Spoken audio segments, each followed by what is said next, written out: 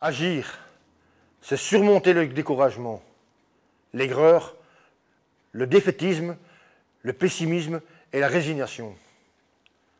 Si on agit, c'est qu'il y a encore de l'espoir, une perspective de victoire, fût-elle partielle, limitée et toujours décevante. Si on agit, c'est qu'on croit que des solutions existent. On espère susciter des réactions, provoquer des prises de conscience, voire peser sur les choix et décisions des politiques.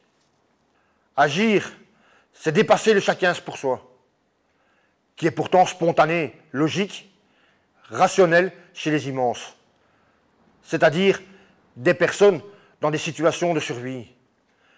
Immense est l'acronyme de « individu dans une merde matérielle, énorme, mais non sans exigence ». Agir, c'est aussi faire entendre nos revendications, et surtout la spécification de nos revendications. Les immenses font partie de la solution du problème des immenses.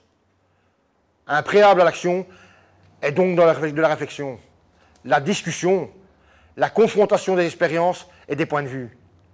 C'est entre autres pour cela que le syndicat des immenses se rencontre une fois par semaine. Une action d'éclat, un one-shot, a moins d'effet qu'une série d'actions régulières, seule à même de maintenir la pression. C'est pourquoi, en soutien au syndicat des immenses, depuis le début, c'est-à-dire depuis avril 2019, au moins une action militante dans l'espace public par mois. Le plus important dans l'action est donc aussi le plus dur, à savoir tenir dans la durée, ne pas s'essouffler, rester mobilisé.